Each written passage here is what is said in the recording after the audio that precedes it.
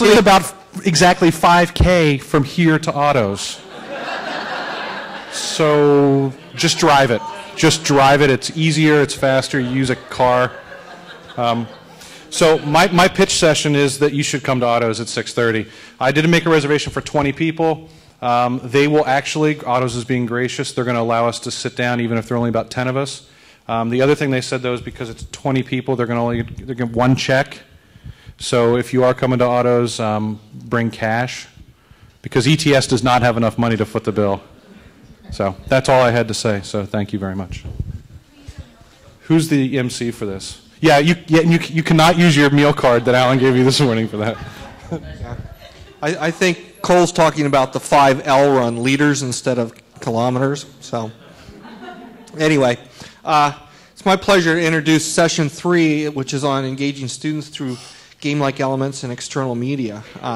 You know that myself and my colleague Bart here and a couple other people in the Educational Gaming Commons have been looking at games, virtual worlds, and simulations for some time now. But a question that often comes up is, can't you take some of the things that you do in educational gaming and simulations and so on and apply them in non-gaming situations in the classroom and so on? And the answer, of course, is yes. And some people are doing that. So I'm happy to be here with the following panelists today. Dirk Mateer is here, and he's going to show you some things that he's done. If you've ever seen any of his YouTube videos, they're pretty awesome. I particularly like the one where you have the kid go up to the front of the class and spray himself with the Axe spray. I mean, that's just a classic. So for those of you who've never seen that, you've got to check that out. Bart Purcell from IST is here. Bart's does a lot of stuff in his classes that are game-like or games themselves. Sarma Pishupati, it's been my pleasure to know him for a couple of years. We would collaborate on a project. Gee, it's been a little bit longer than I care to admit. But he had, okay, yeah.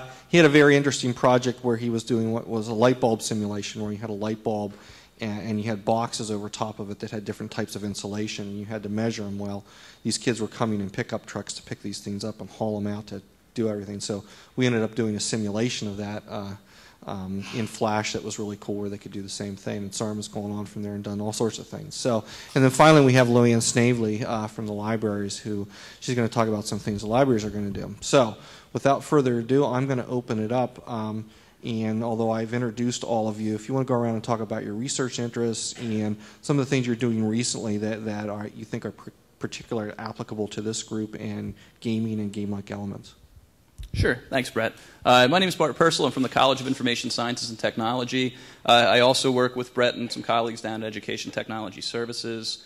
I'm not going to try and promote the EGC, the Educational Gaming Commons, although I'll plug that from here and there. I'll try and focus on IST and what I've done in the classroom with games. I've used games a couple different ways. One way is just kind of a means to an end. So I do a lot of introductory to Photoshop work. I teach IST freshmen as well as IST seniors in my freshman courses. To kind of get them engaged with Photoshop, I basically do a game design user interface assignment. So I talk a little bit about user interface concepts, HCI, things like that. And then I give them a brief introduction to Photoshop. And we go out and either grab game screenshots from the web, and they lay their own interface on top of that based on the concepts of good user interface design. Some people have even went so far of making their own game user interfaces and their own kind of game concepts. And there's also a design document that kind of accompanies this. So a lot of the way I use games in that sense isn't really focused on the game itself. It's just kind of a way to get some people engaged, get them excited, and a lot of people in IST happen to be gamers. So it's a little gimmicky, but it helps get them excited right out of the gate. I also am starting to, with the help of Digital Commons, put together a machinima assignment. What this is kind of using video games in a digital storytelling fashion. So I'm trying that this year in a couple of weeks, actually, using the game lab that's going to be opening here shortly, where students are going to have to use game software and capture video and create some sort of story using, the hero's journey or some kind of storytelling mechanism, but use games as the medium to do that. And again, the reason I'm doing this is I want them to learn, video editing, how to use various video editing software tools. So again, means to an end here. It's not really focused on the game itself. It's just using gaming technology as a hook to bring these students in. I've also used Second Life in the past. I've used Second Life as kind of an introduction to 3D modeling, an introduction to scripting. It's a very lightweight environment that kids can do things pretty fast in, and some kids really take to do some amazing things in that environment. That's all pretty much at the freshman level. Once I get to the senior level, I start to use game-like elements to really try and engage kind of the capstone course, IST 440W. And what I basically do is borrow just the simplest of ideas, a high score list, kind of a competitive idea. So I have them kind of pitching different ideas, pitching different Web 2.0 ideas as if they were a company and they were looking for venture capital funding. And I make them kind of get up in front of the class and give what we call the elevator speech. And everybody else in the class then votes. They allocate a certain amount of venture capital money, fictional money, of course, to these students. And it adds a whole level of competition that really kind of drives motivation, really drives engagement. It's amazing when you just add a tiny little element of competition into a course, how much students really kind of get involved and get into it. We kind of tried this buzzword bingo thing here. Did anybody try the buzzword bingo game here? A couple of people. Did anybody win yet? So we have a winner. We don't have any prizes, unfortunately. You get bragging rights. And it's amazing how far that goes with students. There are no prizes in the classes for the winners, things like that. But just the idea that, you won some event over your peers is enough to really drive some motivation and drive additional engagement that sometimes you don't really see. And a lot of times when we think about this, we think about video games, right? But I'm working on things like board games. These things have been around forever. Good games are good games. The good game mechanics kind of carry from board games to playground games to video games. So we're working on a board game that deals with social networking.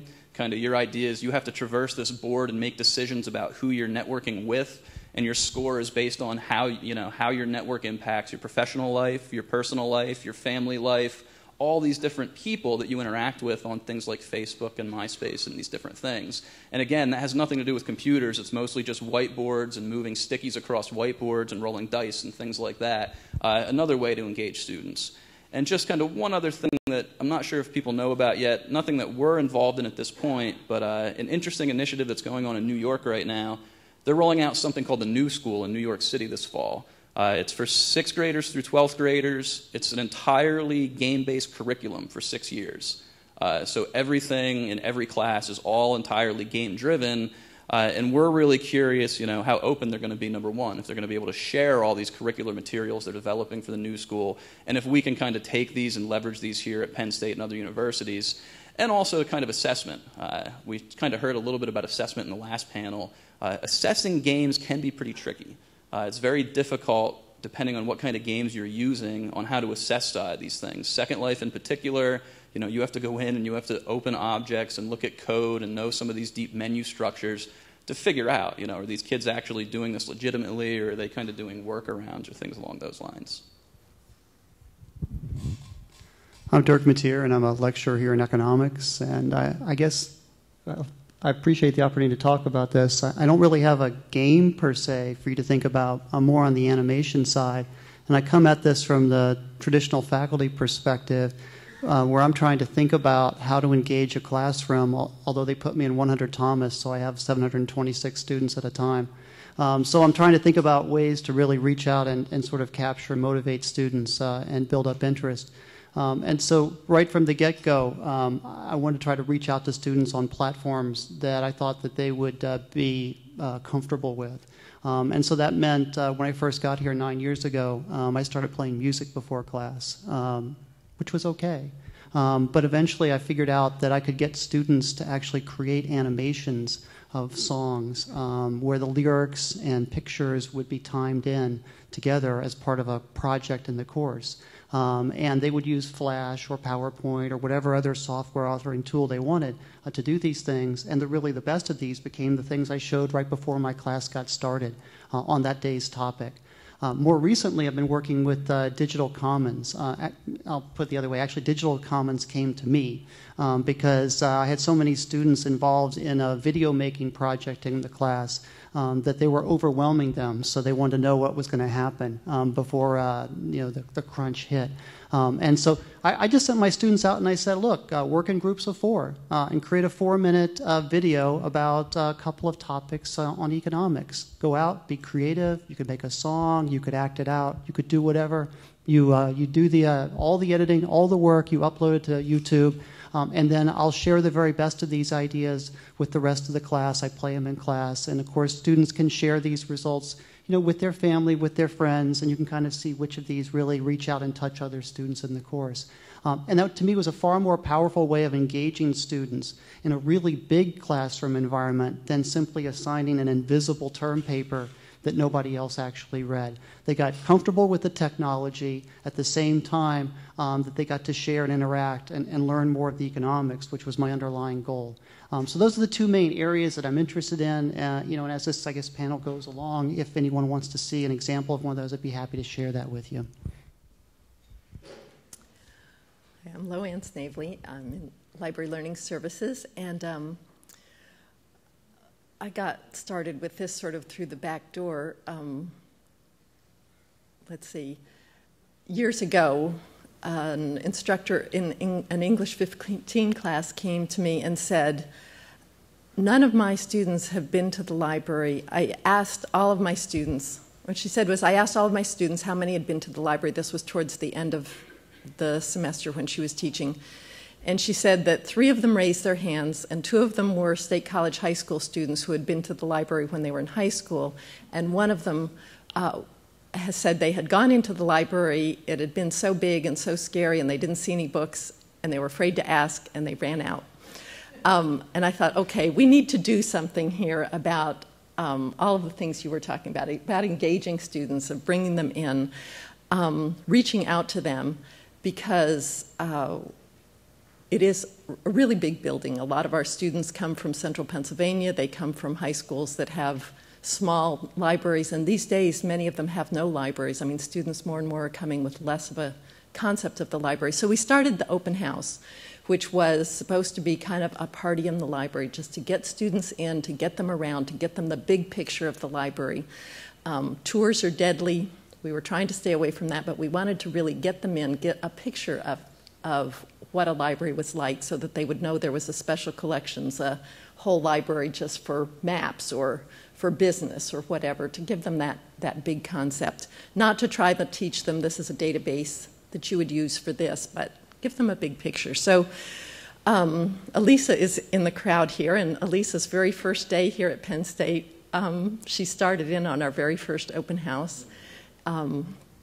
And we started just trying to make it fun and to get students around, and we did a lot of different things. We, as you all know, have subject libraries, and the folks in the subject libraries all participated so that students would get around to different areas, and we tried to get them to go to the library that related to either their major, so if they were an engineering major, that they would visit the engineering library, they would know where it was, they would meet some people there, they would find some friendly faces. If they were in business, social sciences, whatever, they would get to their library. If they didn't have a major yet, we said, choose something that's interesting. And then we tried to get them to other places as well. So getting them around, getting them engaged, enjoying it. And so people started using games to get them involved. Some of them were educational and some of them were just fun. We also had lots of prizes.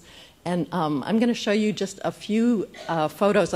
There are actually more than a couple of photos, but I'm going to try and just whip through them really quickly to show you some of the things that have happened over the years.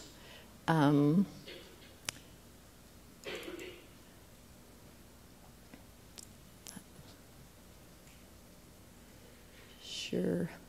Where we are here, sorry.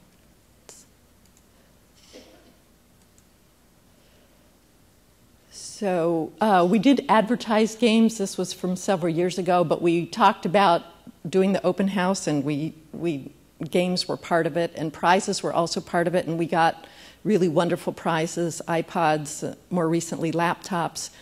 We did sort of a GIS, sort of a mapping. We tried to do a little bit of a spatial mapping thing, both on campus where the libraries were and within Patea and Paterno. So there was sort of a certificate that students would take with them, go to different areas. And now I'm just going to show you a bunch of different kinds of things. This was something where we had maps, and students put little dots on to show where they were from. So we had one of the whole world, and then we got down to Pennsylvania, and then we got some areas of Pennsylvania. So trying to do things that engage them. Here is a DDR.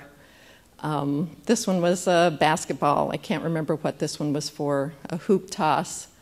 Games of chance. This was going fishing, some kind of a fishing game. Here was a little ball toss of some kind. One year there was sort of a hopscotch, and a group of kids came into the library, and boy, they loved it. That was a lot of fun.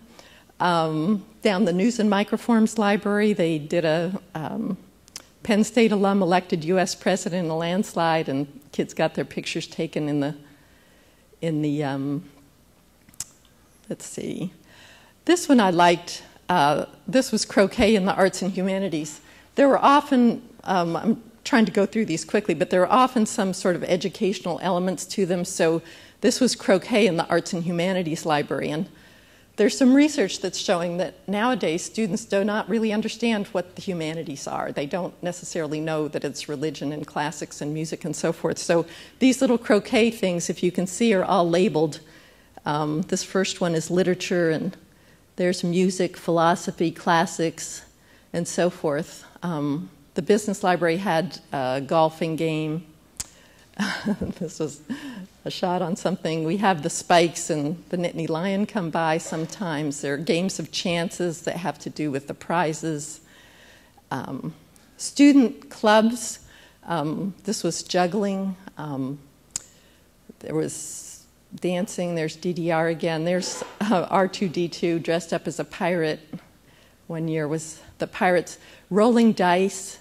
In our evaluations, the students do a quick evaluation to enroll for the prizes, or as they enroll for the prizes, and we ask them what they liked the most. The gaming elements were often cited, so frequently, the gaming elements. So, and just like rolling dice for prizes was one of the things that was named again and again as something that they enjoyed doing. So here's a little game about putting books in order to understand call numbers. It's amazing how a few decimal points can be confusing. This was a matching game. These are all over the years. So we've been doing this. Lisa just told me that she thought we had 40,000, over 30,000 students over the years come through the open house. And so it's fun. Here's one that the social sciences did. Helen's in the audience here, but it's called Piracy in the Social Sciences, and it's one of those find the word kinds of games that have all to do with, again, the social sciences. So advertising, you can't really read, crime, law, politics. So all of those kinds of things to help students understand maybe what was in the social sciences. This was a pirate naming game. Be a pirate, more dice rolling, more DDR. There's the Nittany Lion often will come, so we often invite the mascots and different people. We do have the evaluations where students can sign up for prizes. The digital commons and gaming have been part of it. This isn't a very good photo. We had some other ones. But last year and this year, I think, they were out there. This was dancing. This was another student group that did dancing out in front of the library. One year we had Graham Spanier come and do magic tricks, and I put this in because Emily, wave your hand, Emily. Emily Rimland is working with a group of people this fall for our open house on an alternate reality game that's going to be run kind of parallel with the open house, not right during the time, since we have thousands of students in and we try and get them around to all of the branch libraries as well as around in Petit and Paterno. Things are pretty crazy, but we want to have about a week for students to do this alternate reality game. And the premise, this is a big secret and hasn't been approved, so don't spread it, don't tweet it all over the place. Is that Graham Spanier did a magic trick that went awry. I won't tell you the whole thing, but finding the clues to get it to reverse that little magic trick is going to be the theme of the alternate reality game. So if you like to do puzzles or have ideas about that, you can contact me or Emily, and we'll try and incorporate it. We're going to have 3 or 4 quests to get to an end result. And I think that we have several Dell laptop computers to give away as prizes this year, and I think we might be using 1 or so of them. We haven't made a total decision about that. But anyway, so just to give you a quick look at some of the ways that we've used games in the libraries, most of those are kind of old-fashioned games. They're not electronic. There'll be a little bit more of an electronic theme in the alternate reality game that we have coming up, but lots and lots of people within the libraries participate in preparing for this event and doing it, and it's one of the things that we think of as I don't know, when a kid learns to read, there are all kinds of pre-reading skills that they have before they learn to read, so they have to learn the letters and all of those kinds of things. I think of this as sort of a pre-information literacy thing, because we find that students are really not coming to us with a big idea of scholarly information of what there is to offer. And so we really try and get them in there and get them engaged and give them a big idea about what a library is all about while they're having a lot of fun. And students tend not to think, oh, I love libraries. There are a few, but not very many. Most of them have kind of a negative attitude towards the library, a lot of apprehension sometimes. And so helping them to understand the big picture of the library and about what kinds of resources, so that they know their maps and atlases, they know that there are special collections and all kinds of materials in the library, so that as they go down the road and they're doing assignments, and hopefully as they're creating videos and other kinds of things as well as papers, they'll use scholarly resources within their research. So that's some of the ways, those are some of the ways that we have been using gaming in the library to try and engage students. So I'll stop there. Thank you. Hi, my name is Sharma Pishpati, and I'm a faculty member in Energy and Mineral Engineering. How many of you know where Energy and Mineral Engineering is? In which college? Oh, that's good. Annie is from our college. She knows, at least. Oh, that's good. Okay, that's good. A librarian knows. That's good. It's a College of Earth and Mineral Sciences. Although we are an engineering department, we are in Earth and Mineral Sciences. And I have been involved in this, teaching a lot of students since 2000. As one of our panel members earlier said, I'm not white, but I'm tenured. I lost a lot of hair teaching. But it's so much fun. I mean, teaching actually in class, particularly if students are engaged and if they are interested in. One-way traffic is easy. We can put up slides, But so that's when it started, because I was actually tasked to increase, actually our department wanted to reach out to students and teach about energy and environment. This was in 2000, before 9/11. We saw that it is coming, and we decided to reach out to students. Not our majors. Our majors are captive audience. They are in like Guantanamo Bay. They are captured. They cannot go anywhere else. But I'm talking about other students on campus, business students, art students, who are really not interested in science and engineering, how to attract them to our disciplines and teach about energy and environment. So that was not a simple task. We developed 2 courses. I know I was instrumental with a lot of other faculty members and a lot of other staff from ETS, from E-Education, proudly, E-Education Institute. Credit is not mine, but right now, we reach out 6,000 students, and I teach personally 3,000 students every year. It is so fun. And how did I get into that? I teach 11 sections. I have 9 graduate students, again, to supervise, and I have research projects. but I don't want to give up teaching. That's what my head of the department says all the time. It's not me asking you, you want to teach. Yeah, it's a disease. When you want to teach, you want to teach. It's an addiction. So that's the way it is. And let me share some of the things that I do in class. Again, it is very difficult. It is very difficult to keep the attention span of the students. All right? You all know that. 10 minutes, gone. The brain goes somewhere else. And it's very difficult. So we have to change the monotony in classroom. We started in classroom in 2000. 2004, we started putting courses online. And I started this course, particularly EGE 102, which is basically energy conservation at home. All right? And this course we started in 2000, with 60 students. With all the activities in class, let me tell you, it's not my greatness. It's the activities in class and basically the kinds of things that we do in class. The enrollment increased right now to about 2,800 students. And I'm the only instructor. So it's very, very good, actually, to do that. And I'm proud of that. If you go to any lesson, actually, there are a lot of things that we can do in these things. In every lesson, we have, this is, let's say, we go into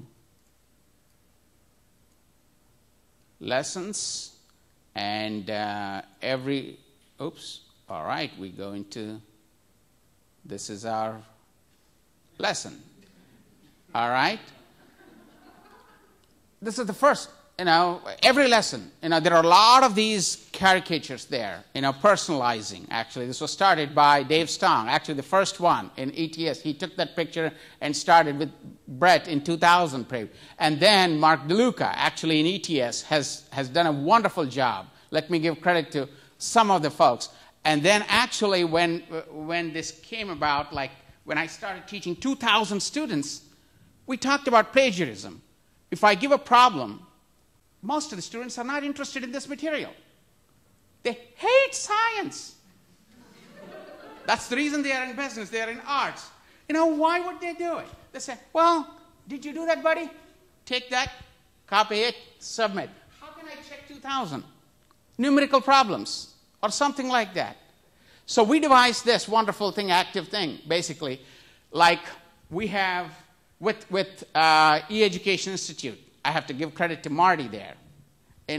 He's our database expert there. And I dreamt about this. If we have a database, and through Flash, if we can feed individual numbers, individual assignments to every student, no way they can copy. No way. So at the beginning of the semester, we created a database with all the students after drop add period ends, and then the students get individual assignments. And when they go and do assignment, like assignments will be, I don't call them assignments. I call them activities, home activities. Let me show you the home activities also here. If we go into here, residential activity 1, I give them instructions. Okay, now is the time to do our home activity 1. This is like homework 1. This is a fun activity that you will be doing on computers. The way you can locate it is... I show them how to do it there, okay? This is the actual activity. When they go in here, all right, their goal is, let me tell you, 98% of our Penn State students did not know by what unit electricity is measured. Electrical bill comes to their house. 98% of the college students did not know that it is kilowatt hour. Isn't that amazing? So the first exercise is, because they didn't pay the bills. Their parents did. All right? Now here we give the instructions. Again, these activities are developed by ETS in the beginning, and then we have modified a lot of times with E-Education Institute. This is not my property. It's basically, we have developed this together, and this is This is basically they're going into a house. Each will get different numbers. Let me tell you this. All right? They go into this one bedroom, turn on the light. And when they click on this air conditioner, it shows how many watts it is. So they estimate this watts, 1,380 there, is for me. When you log in, you will see a different number. When somebody else logs in, somebody else sees a different number. Computer knows. And then when they turn theirs in, computer will check the numbers and give me an indication that it is okay or across. Of course, we go and check all these activities later on. But these things like, again, on a computer, every number will be different. Every student will get different numbers. They move on like this. They put all their numbers in here, all right?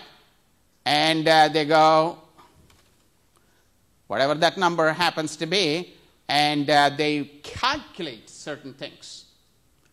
And then they go and write a few things here. This is the fingerprint. Again, anybody can write, but a paragraph will tell us actually what their thinking is, what their process is actually. So they identify specific ways in which you can reduce energy and so on and so forth. So they can write, I don't know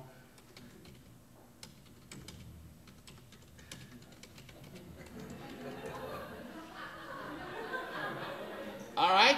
So that's what it is, right? We go forward. We're almost done, right?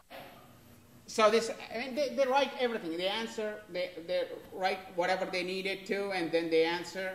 And this is like IRS return. We want to check again the values. So here is an opportunity for them to check. If they have to edit the numbers, they can, and then they submitting the data. All right? A lot of times they come back and say, Dr. P, of course, let me tell you one thing. All 2,000 students have my cell phone number. I give them up. They can call me at night. All right, if they wanted to, until 11 o'clock. After that, it goes into a separate room. All right, so they can call me, because hey, it's like my own kid. If my own kid goes, she is going to this school, actually, my own. No. They need some help. No, I'm sure we all do that. When proposals are due, I know I do that. They go on the last day, last hour, to my research office. How many of you do 1 week in advance, all the proposals and send them? No. I take polls. Our habits are like that. We cannot blame students. You be early. Do everything nicely. Yeah. Do you do that? No. It's like preaching is easy. So I give them credit. Okay. As long as you do meet the deadline, fine. That's what I do. When my boss asks something, I do it, when it is needed. So that's the way it is. We cannot have double standards. So that's what I believe in. So they can always go back. They always say, well, I submitted. They actually, all students call me by first name. Fine. They're not going to take my doctorate away. Just by calling by first name. So they have the freedom. I always call them, hey, bud, how are you doing? And they call me bud.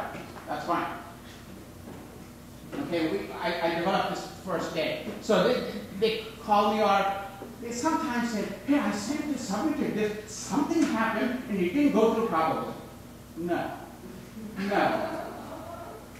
It is like, oh, I just got your email. No, you just saw the email. You just didn't get the email. I sent that email 2 days ago. Right? This is the active part. So we provided this link here so that they can go and actually, if they submit it properly, they would see this. Because I put blank characters, you don't see. Look at this. They can check the answers. Now they can go and party in downtown. That the assignment is submitted. So this is coming from the database. I have 6 of these activities. Let me tell you, they build it first, they analyze, they calculate the energy consumption. Second activity or homework is we give them 12-month utility bills. Custom made with your user ID there. And they analyze the bills and look for the trends. The third activity would be even even a little more. They do an experiment that Brett talked about, boxes, and if we have more insulation, what it would be like. I mean, I can show you all these things, but it's going to take time, and we all get bored. It's the end of the day, We're all here just to spend a day, happily, not looking at all these wonderful things. But, we have several of these activities. Let me show you. Appliances. This is one activity that I always love.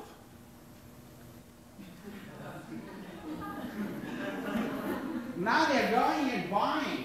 I said, go on shopping spree. I'm giving you $2,000. You have to buy an oven for your family with your honey. You go shopping with your honey. You will do that in 5 years, 4 years, 10 years. You don't know. But you're going to do that. And, okay, honey, let's go and buy this washer, or let's buy this dishwasher, or a refrigerator, with all these things, wonderful things. So you do that. So I said, do that and practice that. So they go and actually they go to a virtual store, believe it or not, virtual store here. And these are instructions. Of course, fine print is always fine, and it's lengthy. All the key important, key things will be in the fine print. We all know that. So they go in here, and these are when people are building houses, we all do, contractor gives certain things. So these are the things that the contractor is giving. This is the price, this is the energy consumption. If you can beat the contractor price and save more money, energy, over a year, you get more points. All right, so they have to go and, look through okay, this is the energy consumption. I pay $700 up front, over a lifetime, this is the cost. And they calculate all these things, and they come back and actually enter these things. Now they're going shopping. Isn't that cool? They can select, they can click on this energy guide and see what energy consumption is. If they're not happy, they can move on to the next refrigerator, next refrigerator, next refrigerator. Wow, this is stainless steel. Oh yeah, my honey likes this. It's great. All right. Oh yeah, this is really cool. Double doors, Honey's always like double doors, Now this is even better. More energy efficient. Bottom freezer. So they can select anything, actually, any of these things, and they can say, okay, I select this one. They have to select 2 models. Okay, this is the second one I like. So they have 3 now, contractor model, and this model. Now they go back and do some calculations and figure out which one in the long run is cheaper, and then come back again. These are the activities. Let me tell you one thing. The purpose is not to teach a class here. The purpose is using these activities, we're teaching them. There is no other homework assignments. They do this, and the computer checks whether they are doing it right or wrong. It gives me a hint. Otherwise, explanations, etc., we read them. We read them in grade. It's not like totally computerized, SAT. Even SAT nowadays, we have this manual thing now. So we need to examine. So we will examine everything, but computer helps us check the calculations. So these are all wonderful things that, there are a bunch of these things, and I can go on, water heaters, and they do then the clothes washer, clothes dryer, and all these things. Of course, this is one of the things, all right? And then at the end, one of the activities, they actually build a house. They build a house. This is appliances, this is lighting. They design lighting at home, which bulbs to use, how much lighting, how many lumens really, and so on and so forth, and insulation and energy conservation. And this is the experiment that we were talking about, simulated wall. Where they're evaluating 4 or 5 different materials, actually, insulation materials, and they go to the actually virtual store here. This is cool. This is what Brett was involved in. Nittany Valley, like Home Depot. You go in and you select this. It's exactly the way we read labels. They read these labels and figure out cost per square foot and calculate how much heat loss and how much they save money if they go for better insulation. Boom. Right? Like this, they do 6 activities. All right? And they learn. At the end, they learn about energy conservation at home. That is the goal. All right? Let me tell you, the way I use all these things these are not it. As our panelists said, our goal is here to use these things to get the actual science into there. A lot of times when students come, they go, when I say energy equal to, force time acceleration or whatever, are you teaching physics in this class? You know what I say? My friend, I hate physics like you. I hate chemistry like you. I hate mathematics like you. I just want to learn about energy. And I go on and talk about these things. And we do a lot of puzzles in class. And let me tell you, the way they practice these materials, again, is by gaming also, kind of. If you go in here, and with $60 software, I can create the StudyMate. I know most of you are familiar with these things. If not, it's a worthwhile software, StudyMate software. We can create this. This is how they practice. 2 players or 1 player. Roommates can sit together and try to do this. Which of the following conversions is least efficient? They can score. They can do these as many times as they want. It's a way to prepare them for the exam. I'm not going to look at their grades, although I can. They don't know that. But I don't really worry about them. I want them to practice 1,000 times if required, because there are literally hundreds of questions there on each chapter. It makes them, prepare for the exam. They come in and they take the exam. So using different kinds of things, we do these, we teach the material. It's all through gaming, basically. Let me tell you, even in the content, actually online content, I didn't even open that part. If we look at, there are several, for example, let's go to lighting here. Let me show you here. Online lesson overview. Am I taking too much time, Brett? I think so. I know. Tell me frankly that you are going. Show one more thing. Okay, show one more thing. Sure? Okay. All right, I can go to the next page here.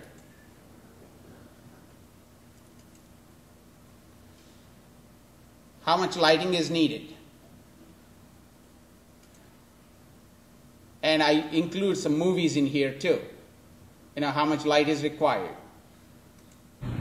Now we're going to examine how much lighting do we need. Answer depends on what kind. Boy, that's a quality movie, isn't it? Lumens, types of lighting. I have a good one here actually that I wanted to show, but I mean there are a lot of things. Actually, this is all in the open open resource things. If you go to the web page there. E-Education Institute courseware.102, EGU 102, you can see all of these things. It's not my grandfather's property that I inherited. It's my state property. So you all can see that. If you have any questions or anything, I'll be happy. I don't want to take too much time. You guys are eager to get back. All right, my friend. Thank you. That's all I have to say. Thank you. Dirk, in fairness to you, you had a few things that you wanted to show, and there's a couple questions up there, so people are interested in seeing some stuff. Do you want to take just a few seconds? And I'm going to hand this to you because I think for the streaming folks. Okay, very good. So I mentioned earlier that I had students go out and create their own flash musical animations. So let me show you what students are capable of doing in a group project setting.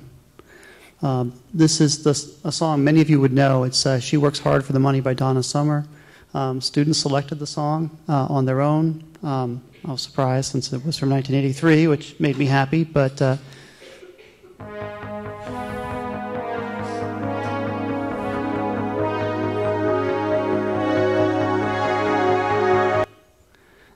and they're working in Flash, and they just put a little play button in here. So then the song plays, and you'll get a chance to see how they connected the music to the economics here once the song starts.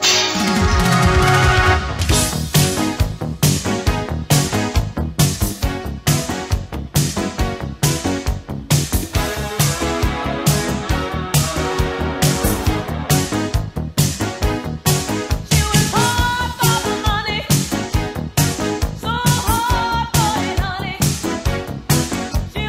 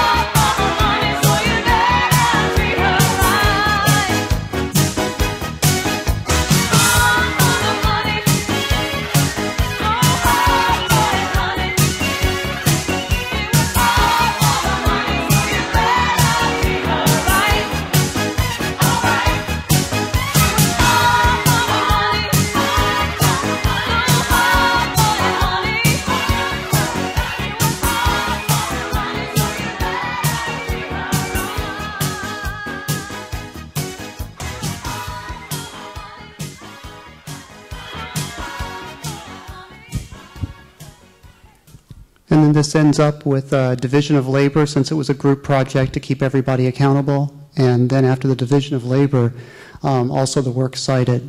So really just trying to take the idea of a collaborative group project and place it into more of a digital environment where students are learning skills that are transferable. They could put in an e-portfolio or something else. And I started doing this, again, as a way of kind of taking what would otherwise be a pretty detached experience in a big, large lecture room and getting them to work in small groups of students and take some of the larger concepts from the course and then pull them back together in a way that not only I think would be beneficial to them, but it's also beneficial to future generations of economics students who get to see some of these things before my class starts as things now stand. There's one other thing I want to show you here, and this is something that is a little bit different. This is a group project where they went out and worked on YouTube. And so I have my own YouTube page, and I've collected some of the best projects that students have worked on. And they had to come up with their own idea. They had to put together the videos and the animations. And then we would basically grade them on 2 criteria. What was the economic content like was the bulk of the grade. And then around at the margin, you know, how well was this put together, how well was it edited, how well was it thought through, what was the production quality like, and that's where Digital Commons was very, very useful. But the groups themselves came up with some amazing ideas, and so I'll just show you what can be done when you think about this. This is the economics of poker, which I think shows a lot of the interesting elements that are out there.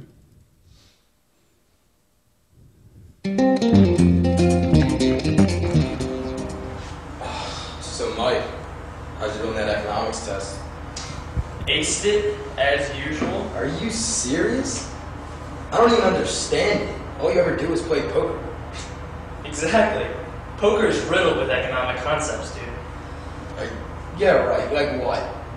Well, I mean, economics is the study of how people make choices, and poker is a game of choices. Yeah, I mean, it's full of decision-making, but I still don't see how that's really directly related to economics. Well, okay, well, let's take consumer choices, for example. Consumer choices are always assumed to be made without perfect information. Yeah. And in poker, you never have perfect information because you never know the cards your opponent's holding, and you never know how they're going to react to what you do. Well, right. So, poker players always choose the highest valued alternative. Oh, wait. So that's also maximizing constrained choices. Right, because you're making decisions solely on the opportunities that present themselves during the hand. In poker, there are public and private goods. So the cards are public goods because they're non-excludable and non-rivalrous. Everyone is dealt them every hand. And the pot is excludable and rivalrous, so it would be a private good. Anyone who wants to win it has to pay, and all those people are competing for it.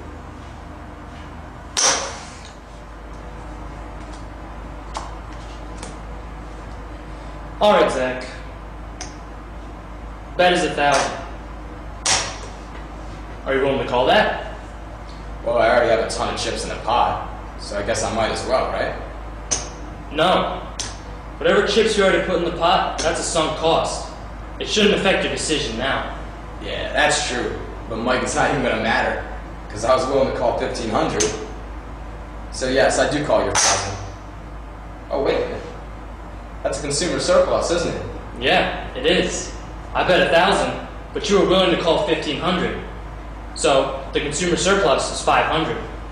Wow. Who knew poker was so similar to microeconomics? Yeah, who knew? I knew. All right, Mike. 5,000.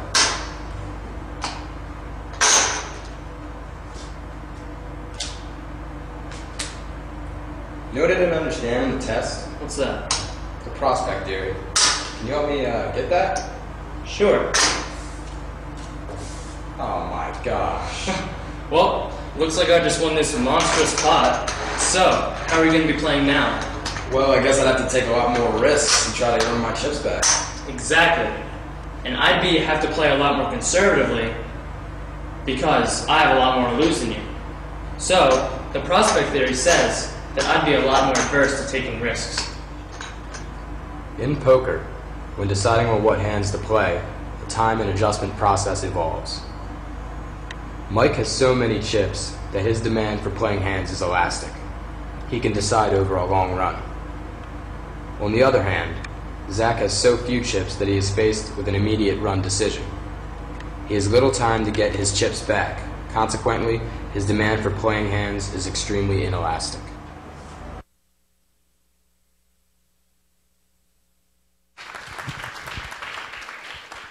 So students come up with these ideas, they work on them, they put everything together on their own. And then again, because it's on YouTube, which is a platform which can be shared, they can watch each other's videos, they can learn from them. You know, that's the whole idea there.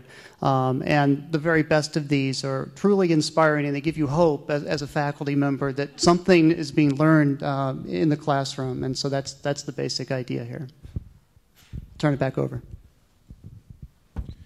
Thanks. So a lot of thoughts are going through my head. We've seen things from games that are done in the library. They're very traditional. We've seen things like Sarma's doing, which are simulations but have some game-like elements in them. We've seen some things that Dirk is doing that are very engaging. I wouldn't necessarily call them games, but one of the questions I have for you is how much time and effort went into doing all this stuff? Because it seems to me you know, the simulations and the YouTube videos and all that kind of stuff, there's a heck of a lot of time involved in that. And I just wondered if you'd like to talk briefly on those sorts of things. You know, I know, Bart, you spend a lot of time, I read your blog, you spend a lot of time thinking about it before you even do anything. So could you talk about that for just a little bit?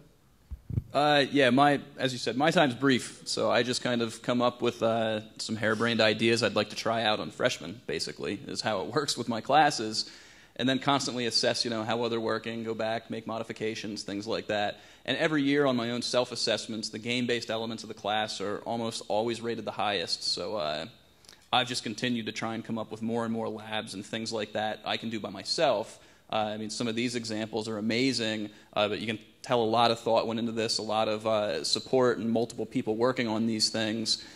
So that's kind of where I am trying to figure out what can I do solo, pretty much, and roll out quickly and test and kind of build upon.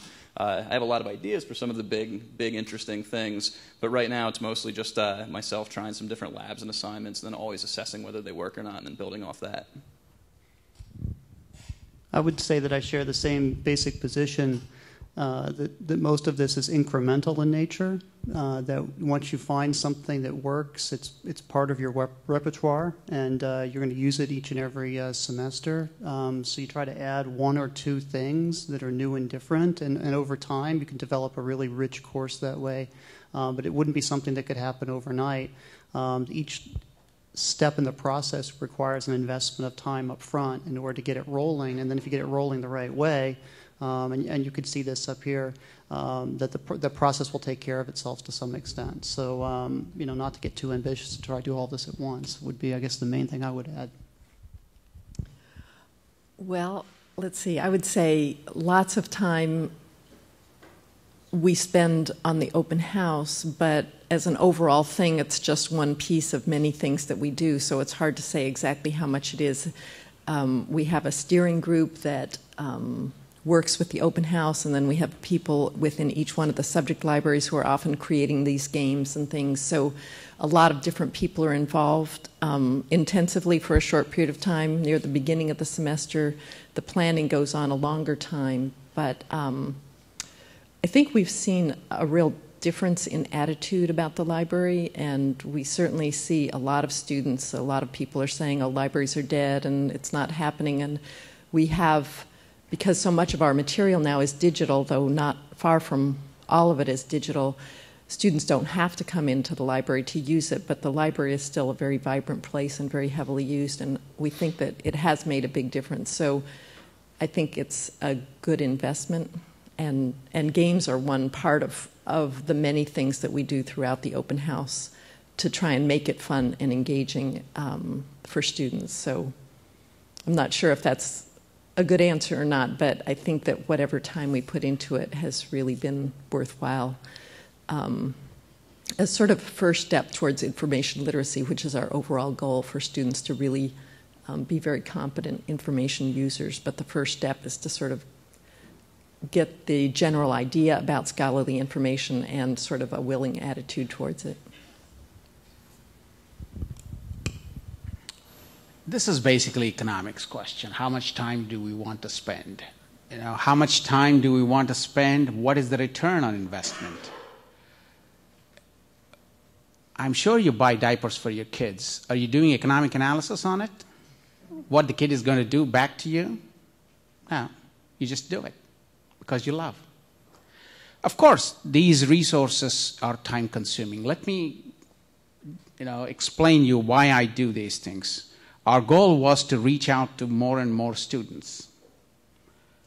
If I reach out to more and more students, and if we have to teach or if we have to do manually grading all these things and give out different assignments, it's going to take a lot of time.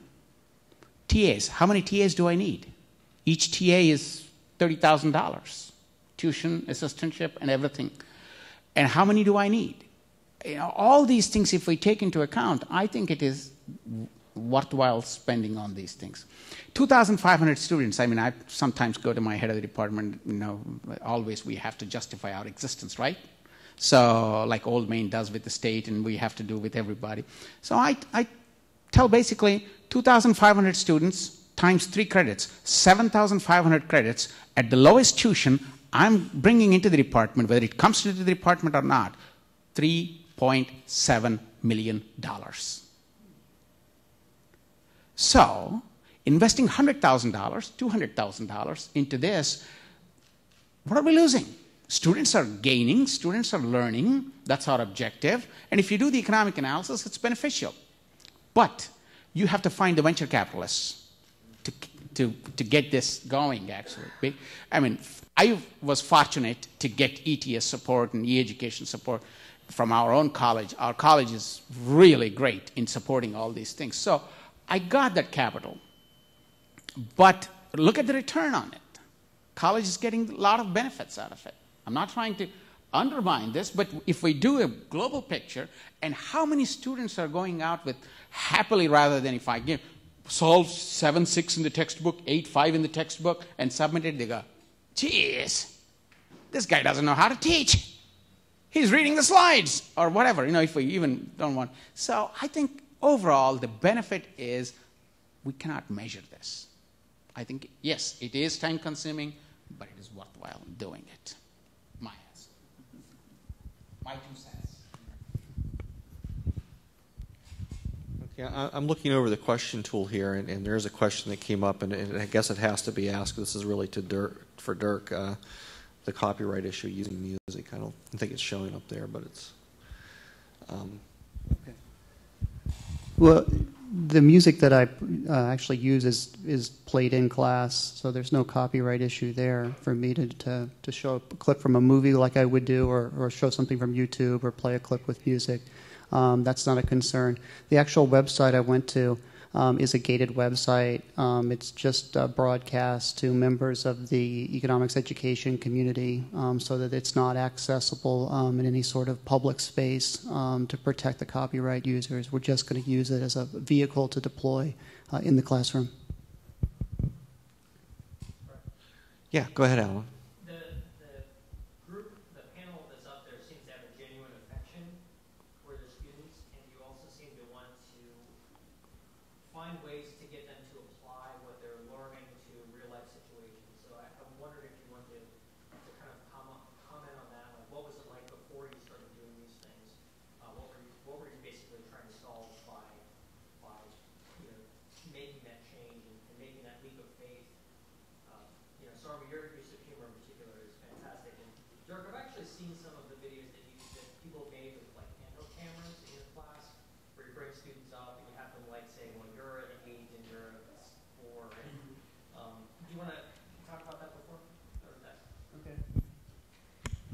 I probably could show the video to help others here in the room, and then we could talk about that, if that's okay. Do we have the time?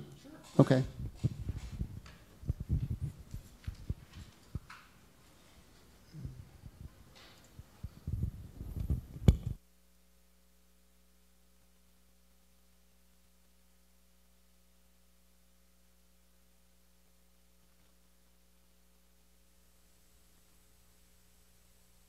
So a couple years ago, I realized that I was doing a series of simulations and activities designed to engage students in class, and thought it would be interesting to film some of these to share with my colleagues who were teaching economics around the country. That's why this YouTube page is here in the first place. And it was mentioned earlier, this is a picture that actually was filmed by a student spontaneously in class when we were doing a demonstration using ACTS to get at the idea of inframarginal externality. So I'll start. I'll start with this one, and then if we go to the other one, that's fine. Charge this can on his entire body. Keep going all the way, Yeah. Oh. Front, back, side, here, yeah. Oh my God, damn. Can you smell it? Yeah. I got it. Keep going, keep going. Keep going?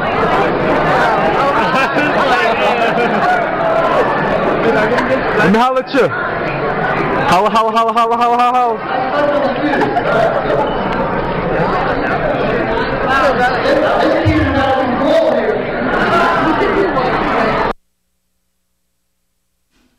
So this goes on for a minute and 22 seconds, as you can see up there, which isn't a long period of time, but ACTS, of course, and in this case the cent, actually fills up 100 Thomas. So whether you're in the front or the back of the room, you're like, wow, that's a lot, to smell. And then this poor guy had to go back to his seat, right? So there was somebody who was sitting next to him for the rest of the class. And of course, what I want to point out is that when we think of externalities as economists, that they can be something that requires public correction, or sometimes it's more of an inconvenience. And so we get at the idea that not everything needs to be corrected through public policy. By thinking about this, you do a memorable demonstration, everybody leaves that day saying, wow, did you see that happen? Someone obviously was seeing this happen, thought, I'll actually pull out my cell phone and get this on film, and then they sent it to me. So that tells me that I'm able to sort of engage and pull the rest of the audience in by doing something simple like this. That was the idea behind that activity. And you mentioned the one with the game theory. This is actually 7 minutes, which is too long. But the idea here, and this is something that I put together, is designed to kind of show how you can use game theory to get people to think strategically about choices they're making. And I invite 5 students up in front. When I want to invite students up in the class, I usually have an overhead, and I just write down who would like to volunteer today. And, in a room of 700, there's always a few who can't wait to volunteer. So you get 5 students up there, and they come up, and then they're just surprised by what happens. In this case, they're given a card which actually describes how it's their hotness ranking, and they have to act out that role.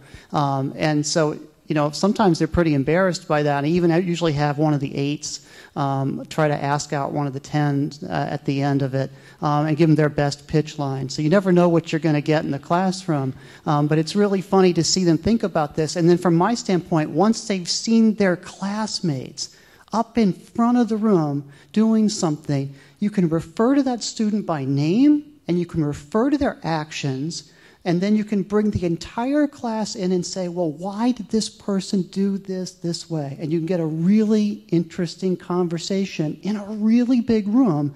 Whereas if I had sort of, let's talk about the strategy of dating. Well, I'm 45. They don't want to hear any strategy about dating from me. But if it involves somebody that's young and good looking in the front of the room and they've gotten on a microphone, then all of a sudden they're really interested in that. So let me see if I can get you to a point here where you guys can watch a little bit of this here.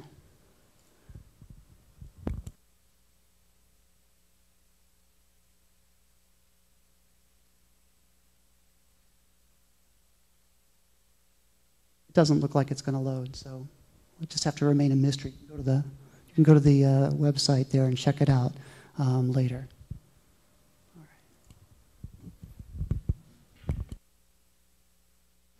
Thanks so much. Okay, a couple other things that have come up here.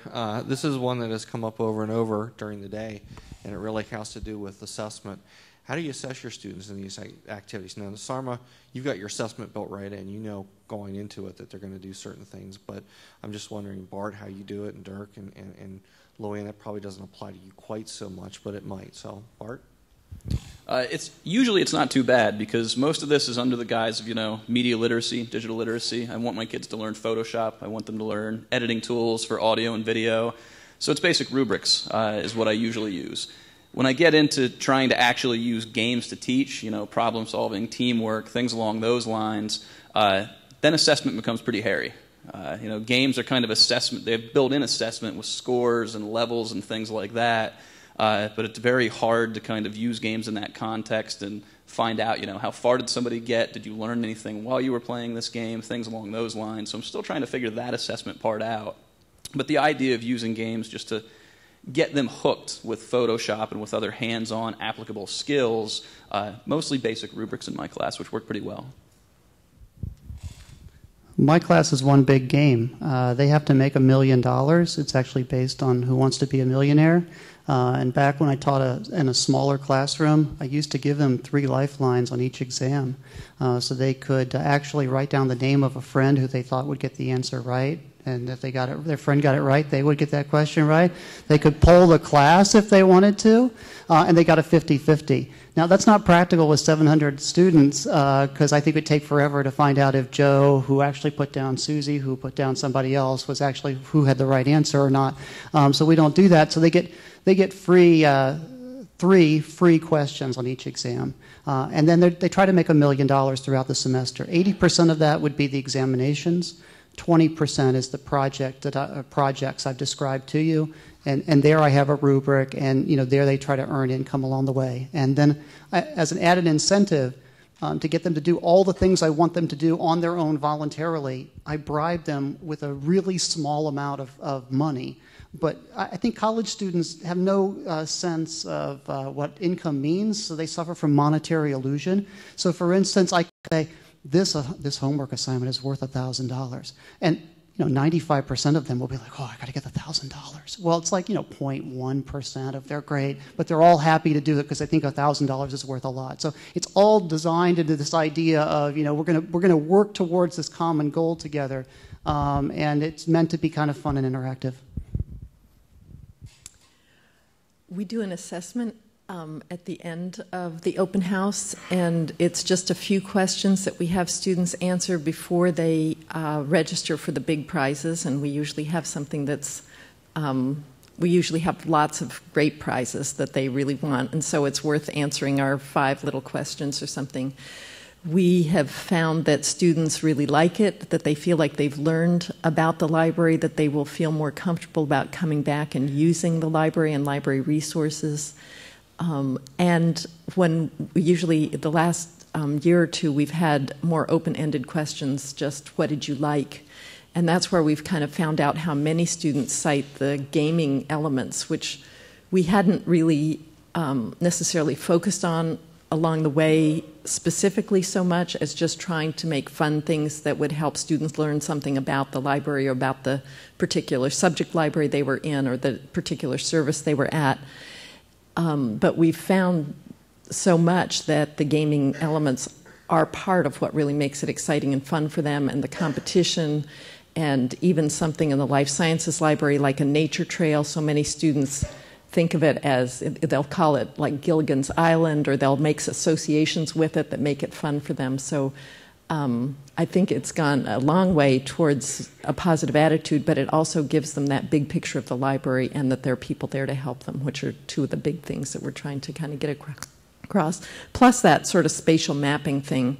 Having been somewhere, it's not so hard to go there again. And because we have so many floors on so many different areas, if you've never been in anywhere but the front door, it's hard to go explore those areas. So this is a way that they can do it. So I think just getting around to the different libraries around campus and to different locations in Patea and Paterno has made a big impact. But the surveys have been very, very positive. I mean, I think in the last ones it was 96% or more of the students really felt like it had an educational value to them. So they recognized that it wasn't just just fun and games, that they were really learning something, but they had a good time doing it. And often they said, boy, if I'd known it was going to be so much fun, I would have brought my friends or whatever. But the assessment of these things, we do it informally and formally also. And the activities, actually, as I said, these are only the means to actually get the subject matter to them. Believe it or not, the students who have taken, these are political science students or art students or golf course management students who are not energy related, but when they are applying their knowledge to their field where they're working, I get emails today. Even today from them. They're not my majors. I don't even remember half of them. But they send me emails saying that what I learned in this course, I'm implementing at my workplace, and this is the dollars that I saved. This is the amount. And students write that, okay, I implemented the things that you have taught me at home by doing this, and I saved this much money. And this many BTUs of energy, which is environmental benefit. So there are a lot of things indirectly. And directly we assess in terms of how much time, first of all, when they come into these courses, they absolutely hate science. And when they go out, we say, well, how much did you learn, and did it give you any sort of driving force, to learn more about this? Invariably, a level of 3 in the beginning interest rate, lifelong learning, the commitment has gone up to about 4.5, 5, depending on the semester. But invariably, all the students are interested in knowing more about the subject matter after taking the class. That is the success, the way I judge it, But as I said, I don't really assess whether they are understanding the concepts of this, activities or not, but the basic science. And not only that, the way I test whether this is helping or not is to include some questions based on what they have done in these activities into the exam. And seeing whether they are just looking at my, the animations, or whether they are looking really at the subject matter. So, I didn't do any formal assessment so far, but it would be nice to do all this, but there is a lot of data on that.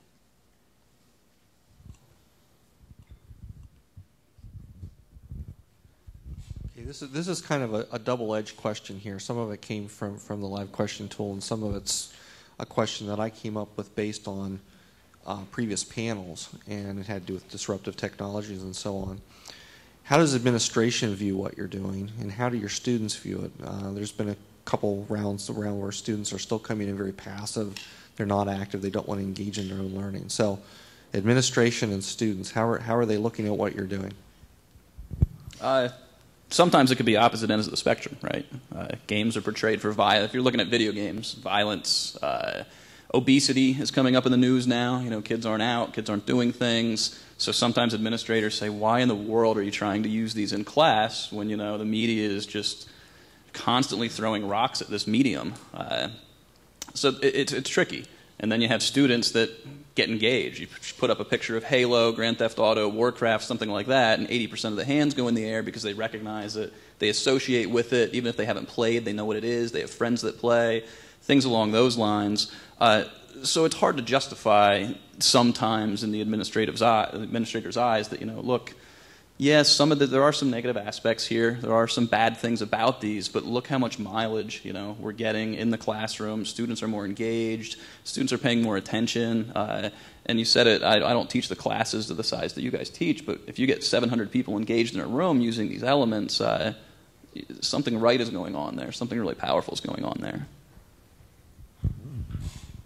I think from the administrative standpoint, as long as you're the steward of the learning environment and you've adopted the best pedagogy or the best approach that you think is going to reach the largest cohort, that you can stand any test from any administrator under any circumstance.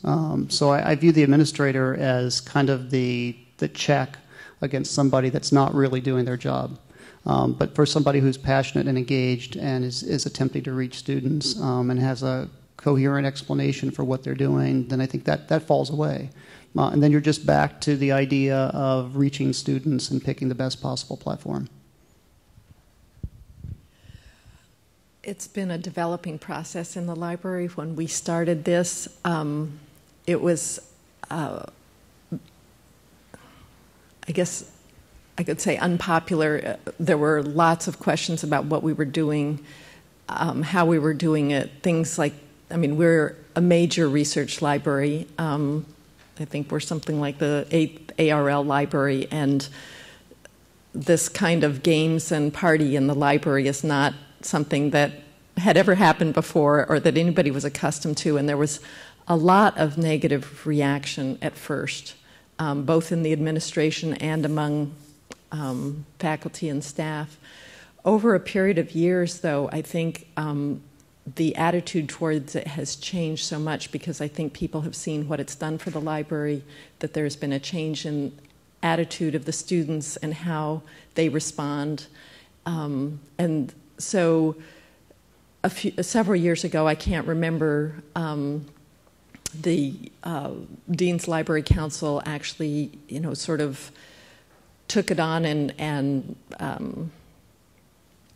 endorsed it and encouraged staff throughout their units to participate in it and to help out with it. And there was a real culture shift in terms of how people within the libraries felt about it. And I think that now there is a really positive attitude throughout the library that it's a really good thing for the library as a whole, that it doesn't demean our status as a rigorous academic library and the types of materials that we offer, but it does help introduce students on a beginning level with the big picture of what the library is. So I think that there's been a huge attitude change within the library administration and within all of those who work within the library. I think faculty all over the university have been pretty positive about sending their students. A lot of students go because it's required for a class and the whole class goes. But over the years, we've also found that more and more students are coming voluntarily just because they've heard about it, they've heard the buzz, they've heard that it's fun, they know what the prizes are and things like that. So I think the last few years, a greater percentage have been coming just on a voluntary basis as opposed to because it was required, but still a lot come who were required. At the very beginning, we had some students, a small handful of students who were very negative. This is foolish, this is a waste of my time, you're making me do this. We have not seen that in the last few years, hardly at all. People seem to, even that very small percentage, seem to feel like they've done that. And usually we would kind of respond with, well, have you been here? Have you been there? Have you ever seen that? Even students who say, oh, I come to the library all the time, they usually have one place that they always go, but they don't have a clue that there's all this other stuff out there. And so, so I would say it's been a huge shift for us from fairly resistant to very supportive, though we still have our ongoing battles with each new thing because we're always pushing the envelope a little bit each year. And the open house team, there's a steering group and a lot of other people who work on various aspects of it. Every year there are new things and we push the envelope in new ways. And I'm using we in the broadest sense because Anne and Emily, who are the co-chairs this year, and Elisa, who's been doing it every year since it started, have really masterminded the whole process, and everybody in the libraries has helped out with it. So, in my case, administration is very, very supportive. Students are enjoying it. The only problem, let me be frank, is with fellow faculty. They don't know how much time we are spending, and if you are a young faculty member, you cannot afford to spend this much time on it. If you are a faculty member who's tenured or who have your support from the administration that it doesn't matter what you do, you will be able to successfully do it. And let me tell you, the bottom line, as Harvard Review says, people want to associate with success. Because my project has been successful, everybody knew from the day I was born that I was destined to do this. administration, oh, I knew that you were going to be successful. I don't know what, if I had failed, what they would have said. You know, that is the way it is. Students are with me, and in fact, you know, administration is with me. I have seen 3 deans change in my college recently in the 6 years. Every dean is very supportive. Honestly, very supportive. And students are great. They enjoy it. So, yeah. It all depends on what you do. It's up to you to make it successful, and then the administration will support you. That was our experience, too. Yeah, that's it. If you're successful, the administration will say, I knew that. That's excellent. Okay, we have time for one more question. Is there anyone in the audience that has a question that they've maybe perhaps not put on the live question tool but wants to ask? Okay, I got one. What's a good mix for these activities? How much is too much? How where do you find the line between doing these new, more innovative, really active activities versus maybe more of the traditional stuff? For me, it's pretty easy because I teach in smaller classrooms. So when my students look at me and say, another game, Bart, are you kidding me? I know it's time to change. I know it's time to move on to some other things. That rarely happens. But that's kind of when I know I need to start looking at some different ways to deliver content, some different ways to get them engaged, things along those lines. That is yet to happen. And one of the things that doesn't really relate to the question, but I know we're closing, so I just wanted to throw this in there anyway. We talked a little bit about, you know, failure and what your administration would think, you know, if something like this were to fail. One thing that games are really good at is this whole idea of, you know, failure states. These things are built on failure states. A lot of times students don't want to do poorly on exams, don't want to do poorly on assignments, things like that. If you can give them this game-based environment and allow them to fail in a safe place repeatedly until they learn things, that's where I'm starting to figure out where a lot of my mileage is coming from. They're able to pick things up quicker, pick things up faster. The games usually give great feedback. You know, when you fail in a game, you know it. Lights go off, sound effects go off, things happen. It's pretty blatant when you're failing at things. But nobody knows but you. It's just you and the computer interacting a lot of times. So the idea of being able to use these failure states as kind of building blocks for learning is becoming a pretty powerful thing in a lot of my courses now. I have a twofold answer. I teach a 400-level writing course, which has a relatively small number of students in it, and I teach it using what's called behavioral economics or experimental economics. The entire class is a series of activities that are essentially games on every day, and then students have an opportunity to blog on these, and they also have the opportunity to write short papers. It's meant to be a capstone course. It's meant to bring together a lot of elements from their earlier learning in economics. So in one sense, there's no reason why a particular course couldn't be almost exclusively a game. In the bigger class I teach in, I'm very attuned to the fact that these students are going to go on and take intermediate economics and other courses after that. So you have to balance the active learning components of the course along with the traditional components of the course to make absolutely rock solid sure that somebody that walks into the next class doesn't look back and say, well, why didn't we get that in Econ 2? So the core for me is 80% and sort of the games are about 20%. Well, I've talked mostly about the open house, and that's 2 days out of the year. Even though we plan for it a lot more, it's two long days in the fall semester.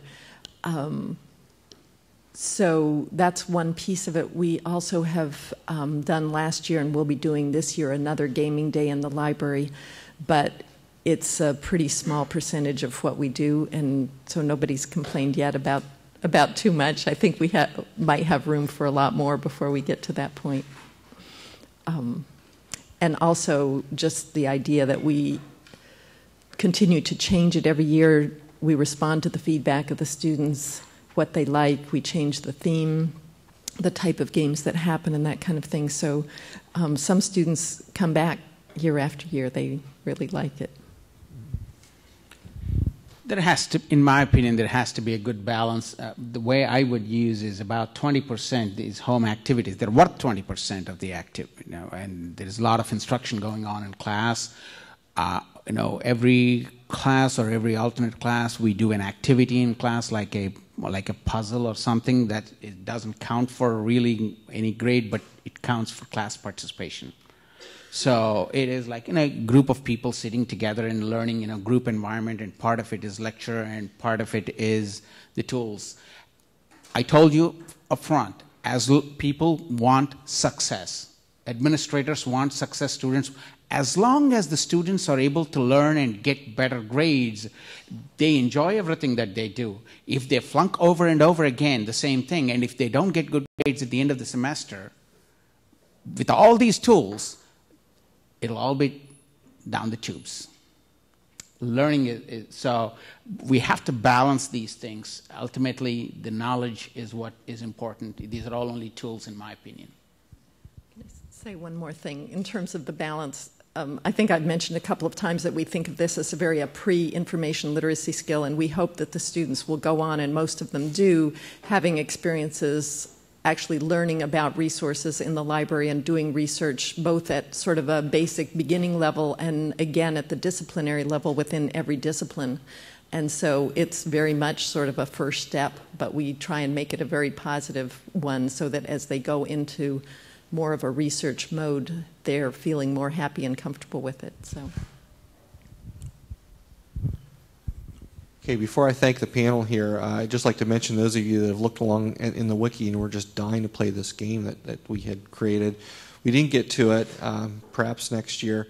There was no way I was going to derail the conversation that was going on here. I thought that was far, far more valuable. So thank you very much, everyone. I think this was truly excellent. Everyone, please give them a round of applause.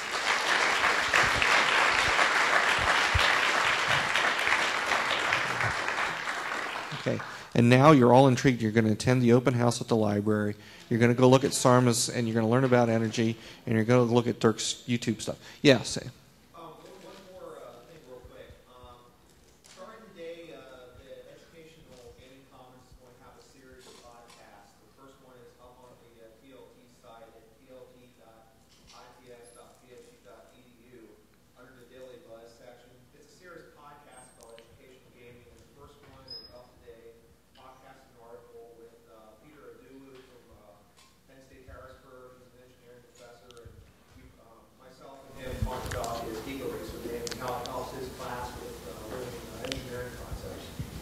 Thanks, Jamie. And for those of you that couldn't hear, EGC is starting a podcast series, and the first one that's going to be up there is with Peter Adulu and Eco Racer, which is a game we previously made, and I'm just repeating that really for the cameras more than anything. But okay, we're going to go into our day one wrap up here, where we'll talk about a preview of day two, and Alan's going to, I think, do most of the talking at this point. Is Deb Metzel here?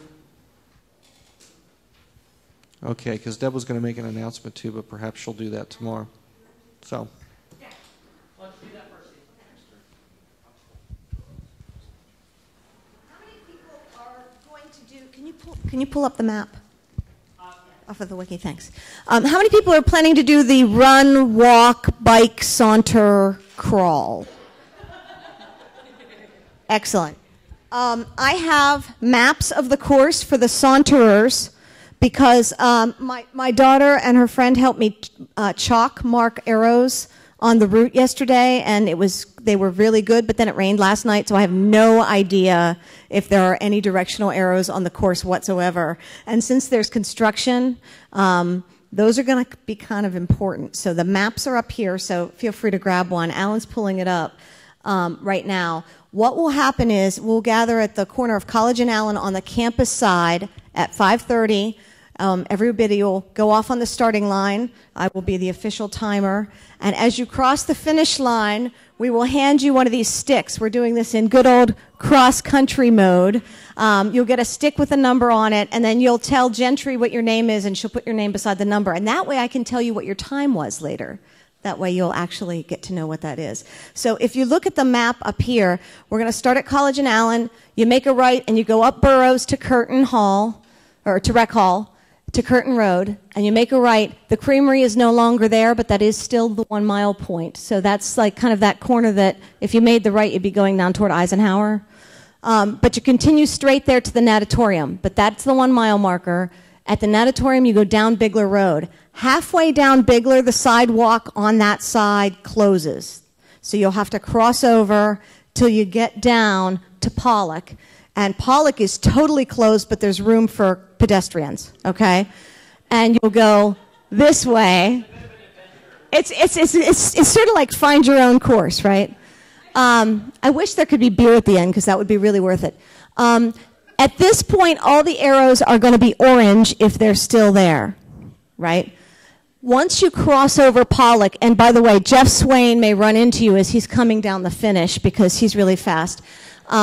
Once you hit Pollock Road, Fraser Road is the road that's in between West Halls and the mall library area. The arrows turn blue at that point. So once you're through the first loop, second loop arrows are blue if they're still there. And you go up Curtin Road again. You kind of repeat that first course. At that point, you turn right and you go down past Eisenhower under the bridge of that new science building. You try not to hit anyone who happens to be really sauntering going through the first loop. You come down to College Avenue, and then you finish right in front of St. Paul's. But this is all on the campus side, so just stay on the sidewalks. You can pick up your little stick, and then I'll try to put the times up in the wiki tomorrow. Awesome, thank you, Stevie. There is a prize for people who complete. It's the Learning Design Summer Camp pin. What? The time? Oh, don't put the times up. This is after work hours. So just want to also add, this is after work hours. So if you get hurt or something like that, we're not paying any disability or anything like that. Thank you, Cole. There will be ice at Otto's, though. And I hear beer cures broken bones and that sort of thing, too. So, okay, a couple of other things about tonight. There are the Food for Thought dinners. There's the tour of the EGC. Brett, you're still doing that, right?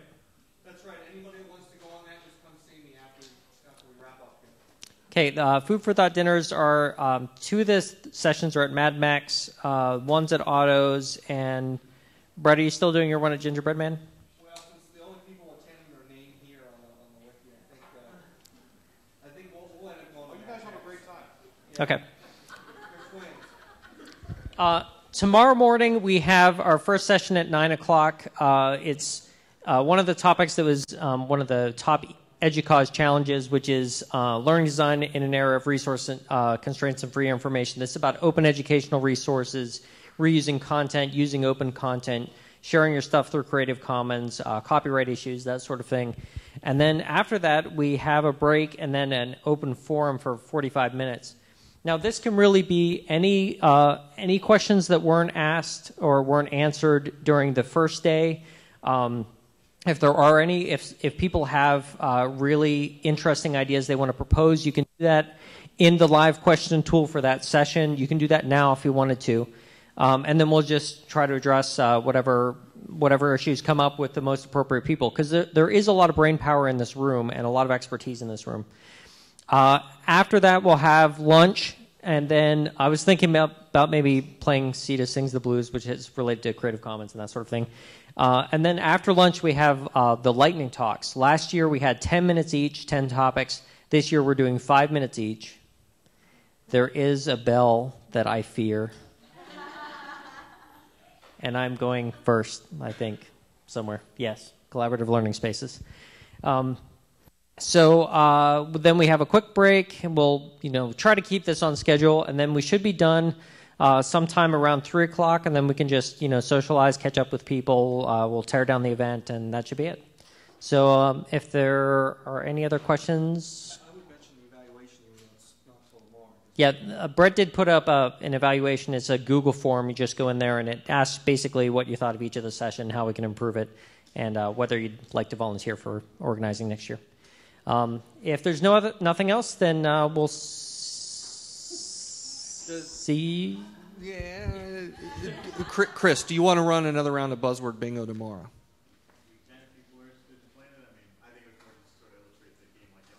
Okay, all right. We don't need to do it tomorrow. Yeah, the only other thing I wanted to mention is down here, and I think Alan mentioned it earlier in the day. It was this learning designer, what the heck am I? and I'm scrolling here, and geez, there's so many people that came to this thing. This is just kind of, if you can just go into this page, if you have a second, just, who are you, what do you do, how do you work with faculty, that sort of thing. I like Cole's, what are the things you like to talk about? That's a great way to start a conversation. I was more formal and said I develop lessons, blah, blah, blah. But anyway, I thought it would be really great to get that kind of thing in there, because the whole concept of learning design, as opposed to just purely instructional design, it's relatively new and it's still a little bit vague and tenuous, and it'd be interesting to see what our definition is of it. All right, thanks. Could I get a quick picture with anybody who's wearing swag? I think that'd be cool. So you two, Aaron. Well, I'll get a picture with you two. I have another shirt for tomorrow. So that's it. I'll see you at the run, maybe. Have fun.